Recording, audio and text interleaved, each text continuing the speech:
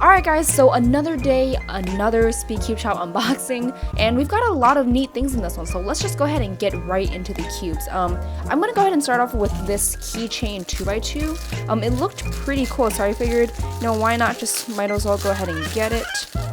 And it looked really interesting just because it seems like they're going for a type of SpeedCube keychain thing. So yeah, I'm just really curious to see how this turns. And that is surprisingly pretty good, you know, just considering that it's a keychain cube. It's pretty cheap. Oh man, this keychain is annoying me.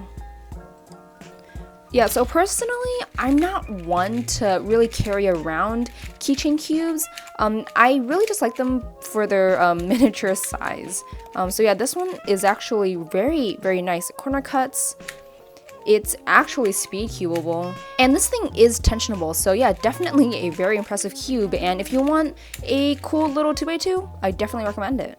Alright, and next up, I'm just gonna keep going with the 2x2s. This one is the YuXin Little Magic 2x2. Of course, a lot of people in the community were just really impressed by the 3x3 version, so I was really excited to hear that they were coming out with a 2x2. So I went ahead and got in the stickerless.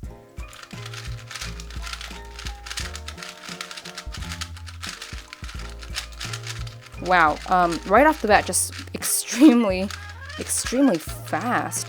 The feeling itself is definitely crispier.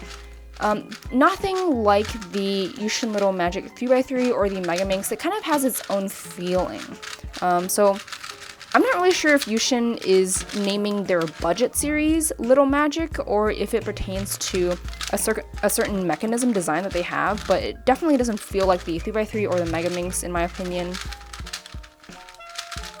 Yeah, just very, very crispy and extremely fast, but it is overall pretty smooth. I mean, it flows well. It's pretty stable and doesn't get too many lockups, but of course it is just out of the box settings right now. Very loose in my opinion. Corner cutting is actually pretty good. Yeah, that's actually really nice. Reverse is not too great, but I think it does just enough. So right now I can't really say whether or not I recommend it. I'm definitely not blown away as much as I was with the 3x3. But it definitely is a good cube. I think the only thing that's kind of holding me back right now is that the feeling itself feels sort of cheap. I think just the crispiness and the lightweight lends in making it feel a little bit more on the budget end, which it is, of course. It definitely is a low-priced 2x2, and you know, first impressions, it is good for the price, but I'm not really sure if I see it being people's mains over the Weipo or Chuan or Wuxia and like other 2x2s out there right now. But yeah, definitely a very, very good option if you're on a budget, and for the most part, I just have to set it up and play around with it. But yeah, if you like crispy feeling and fast 2x2s, I would say look into it. Alright, so I'm going to stick with the budget series, and we'll just go ahead and go for the QiFa Square 1 from QiYi. Alright, so here it is. It has that gross frosted plastic that I really do not like. That's weird, the logo is like upside down. I want to switch that really quickly because that's bothering me. Alright, so here it is. You know, honestly, I don't think the budget Square 1 options are bad right now. I actually really like the Cubing Classroom one, and I really recommend that one, so I'm curious to see how this one compares to it. Right off the bat, definitely can tell that it is a cheap Square 1. I think just the feeling of it, there's a little bit of internal catching that I'm getting right now, just like from flash on the pieces. I'm definitely feeling a little bit of that, and you can hear too, it sounds very crunchy and crispy. But I think overall, I really love the speed of it. It's controllable, but it is decently fast, and there is no difference in speed between the layers, which is really nice.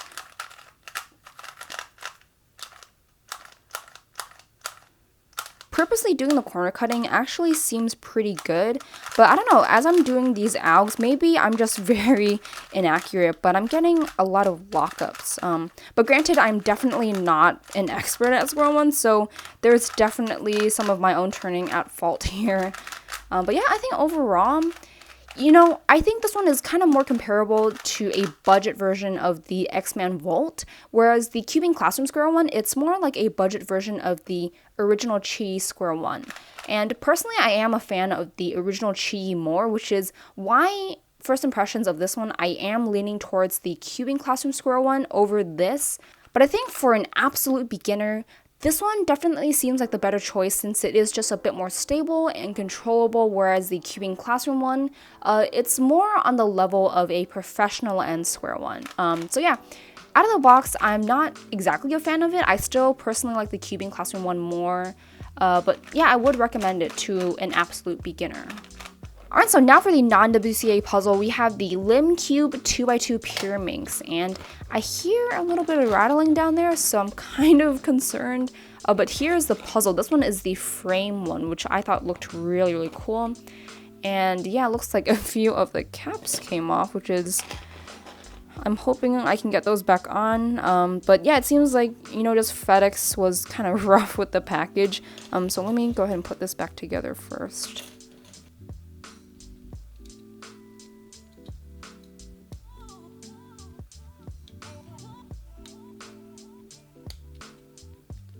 Alright, so I'll put back together now. Let's see how this thing works. So it turns on this axis right here. I'm sure that is not the only way to turn it. Let me see if I can figure it out.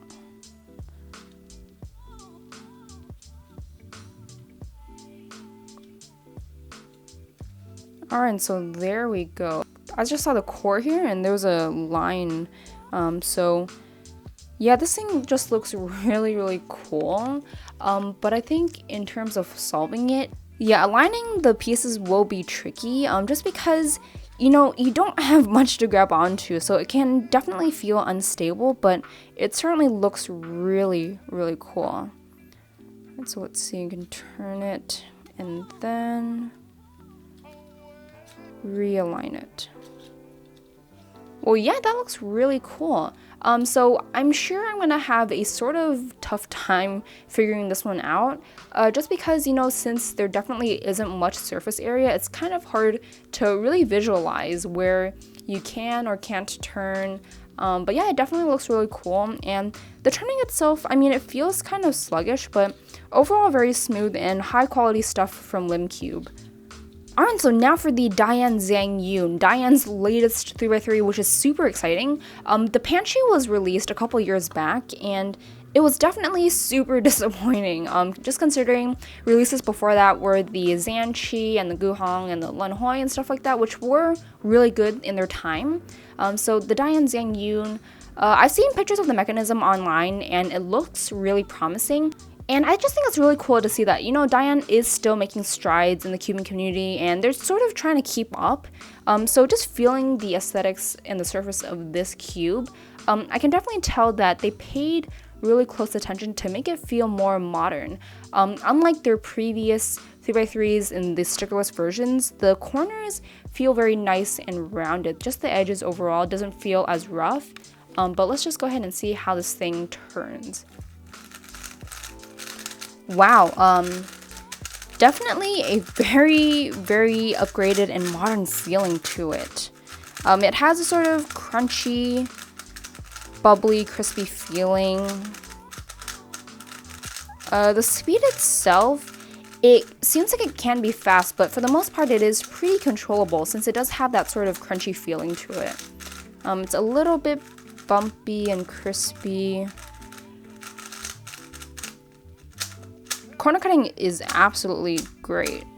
Yeah, on par with any other 3x3 on the market nowadays.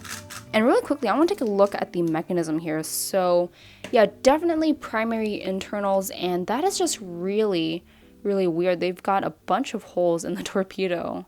I'm not really sure if they're trying to make it maybe more lightweight feeling. But yeah, the edges and the corners, You know, pretty modernized actually, very rounded, and the corners are just very sharp ended from the squared offness of him. Yeah, definitely brand new core as well. It's really taking to the Moyu core, unlike DaYan's original core. And yeah, overall, of course, it is a very modernized design. But personally, I wouldn't recommend it over the other sea of 3x3s that we have nowadays. It's not really going to be one that you're going to want to choose over something like the Air SM or the GTS2 or the Volk and stuff like that. But you know, I can see some work being done to it, and maybe an eccentric solver out there will choose this 3x3 over any other. But yeah, for the most part, unless you're a DaYan collector, I wouldn't necessarily recommend this one for speed cubing. And so now for the cube that I am most excited for in this package, we have the XMan Shadow M 6x6. So I went ahead and got it in stickerless. Alright, so here it is, and right away I really love the smaller size. For the most part, the reason why I did choose the YuXin Red as my main over the Wuhua version 2 was because of its more comfortable size. But yeah, let's just go ahead see how this one is. It has a very unpredictable feeling. Honestly, I wasn't really expecting it to feel like this.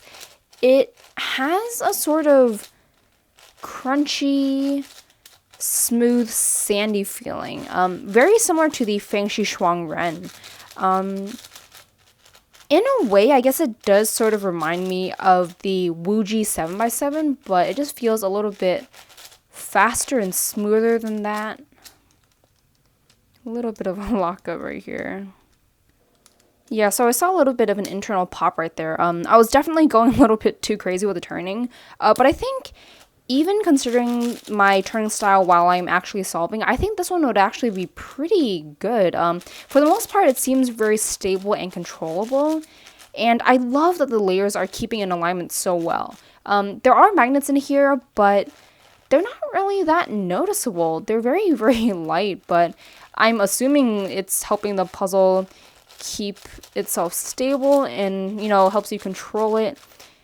I mean, I just love how I'm able to really freely turn whichever layers I want, and I don't have to really worry about the other layers coming out of alignment. Corner cutting is actually pretty great too, but I think this cube is a little bit too loose right now because I'm trying to corner cut a little bit further, but it's risking a lockup or a pop there. But yeah, I think for the most part, this is just such a revolutionary 6x6. So I think pretty much everyone in the community knows that 6x6s have not had a great history with the mechanisms and the designs. You know, there just hasn't really been anything that's been super comfortable to use or that you can totally rely on while you're speed solving. I mean, the Wuhua version 2 and YuXin Red were great, but they definitely had a few flaws here and there that, you know, just couldn't really be fixed with more breaking in or a certain setup or anything like that. This one is just very, very promising. Out of the box, I'm just really able to, you know, feel free with the turning. Just turn it how I would, you know, a 3x3 or something like that. Out of the box tensions though, it seems just too loose for me. So I will have to set it up to my own liking and see how it turns out. But out of the box first impressions, I'm just very, very impressed with this XMan Shadow. And even though the magnets are very light, I'm not really sure how much of a difference it would make from the regular stock unmagnetized version. So the non-magnetized version may be as good as this version, but I really don't want to say anything too certain since I haven't tried the non-magnetized version. But as far as the magnetic one goes, definitely very, very impressive. So I do have the Aoshi GTS-M, and the magnetic version is still in prototyping stages, I believe. They're still trying to figure out which magnets to use and the layout of them. And so for me personally, I think the outer layer magnets are a little bit too strong because sometimes it will drag this inner layer along with it while you're doing 3x3 stage. But I think it definitely is a good 6x6. This one, it sort of has a different feeling to it, whereas both of these cubes are smooth, but they each have their own genre of smoothness and feelings. The Shadow 6x6, it's more like the sandy smoothness, much like the FangShi XiangYun, whereas this one, it has a sort of faster, glossy, slick plastic surface feeling to it.